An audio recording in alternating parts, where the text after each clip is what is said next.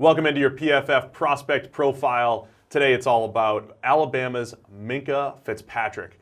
Sam, I usually announce the position before we start, but with Minkah, there are some questions about what he's going to do at the next level. At Alabama, he was their star role, which is essentially a slot corner, hybrid safety type of player. But is he going to be a slot corner at the next level? There's some talk about him playing safety. There's some talk about him moving outside to cornerback. Where's the best fit for Minkah in the NFL? Yeah, that is the big discussion surrounding Minkah Fitzpatrick for this entire pre-draft process. It's everybody trying to identify where he plays at the next level. And I think the starting point for most NFL teams was, could he go to the scouting combine in Indianapolis and prove that he was athletic enough to move outside and play a perimeter corner role? That's the number one value spot that the NFL sees. It's where Jalen Ramsey went when he projected outside in a similar kind of circumstance. He'd actually played outside corner at Florida State, but again, he played all over that defense. Minkah Fitzpatrick, interestingly, has never actually played outside corner. If you look at his snap distribution at Alabama, he only played 13 snaps as a true perimeter outside corner last season, 9 of which came in coverage. So if he's going to move outside, which he has the athleticism to do, we just don't know if he's able to play there. He's never done it the way Jalen Ramsey has, but that's where the NFL sees the positional value. The question for us is, are they right on that? Well, look, I've been asking the same question, and I did some early mock drafts, and I asked that question, and then the PFF analytics team started challenging me. They bailed you out? No, they challenged me a little bit on it, and they said, look, maybe we're asking the wrong questions, because when they dove into the numbers and said, well, actually, the slot corner is extremely valuable, and actually more valuable than outside cornerback if you just go on a play-for-play basis. Look at this breakdown that these guys came up with.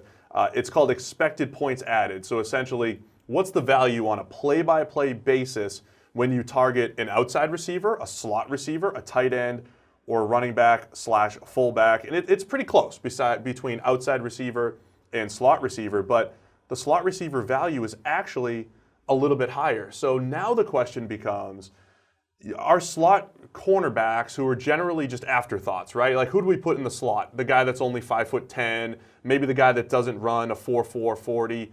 Are those guys actually more valuable than we thought? And instead of just those guys becoming number 3 corners and afterthoughts, are they guys that we should be looking to college, finding guys that have that experience, and slotting them in there in the NFL if they're good at it? And Minkah is good at it. He's got the size, he's got the movement skills to be a productive slot player. Yeah, it's slot receivers and it's tight ends. That matches up just anecdotally from what we saw in the NFL last season. The biggest thing everybody had to contend with was, how do we stop Rob Gronkowski? How do we match up with these weapons on offense that are being deployed inside that are too fast, too athletic for linebackers to cover, and too big and too strong for slot corners to cover? We need a guy that can match up with those players, and Minkah Fitzpatrick is that weapon. He's been doing it throughout his college career. He's been going up against tight ends, he's been going up against slot receivers, and he's shown the ability to match these guys in man coverage, in zone coverage. He is the player that can neutralize those weapons in the NFL, and it turns out that's where the value is. So instead of looking to project him outside, can he transition to a position he's never done that we thought was the most valuable? Actually, the question should be, will he be good enough just to neutralize these weapons? Yeah, and look, he's got 3 years of excellent grading at Alabama. When you hear Nick Saban talk about him, it's like Saban's talking about his son, who just stepped in as a true freshman onto, it's Alabama. It's one of the best defenses in the nation year in, year out. It doesn't typically happen, guys starting as a freshman and playing significant playing time. Yeah, a significant playing time and a nice 81.1 grade. So he's graded well for 3 straight years. And when you play that slot role, that star role in the Alabama defense, you have to be able to stop the run like a linebacker. And this kind of reminiscent of what we've seen from Charles Woodson in the NFL before, from Tyrann Mathieu in the NFL. He could play the run like a linebacker. He could blitz pretty well, though I think you struggle with some of his paths to the quarterback sometimes? Yeah, he gets a little bit out of control when he's blitzing sometimes, tends to go at it a little bit too much like a bull in a china shop without actually breaking down and making sure the quarterback can't escape when he's generating that pressure. But he certainly generates a fair amount of pressure doing it. But most importantly, he can cover, and Alabama will play some matchup man, they play zone, so he has experience in all these different types of coverages.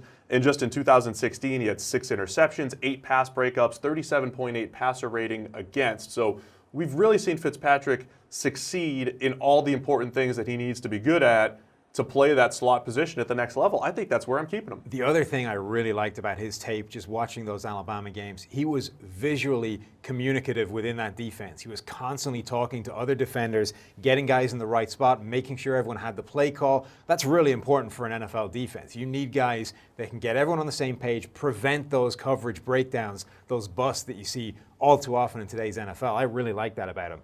Does he have any negatives?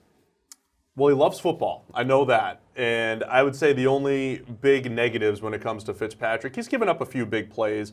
And, given his size, he's a little bit bigger than your traditional slot corners. And so will he match up against the true, Danny Amendolas of the world, those really shifty slots, even a Jarvis Landry, who's just not a shifty route runner necessarily, but a really savvy one?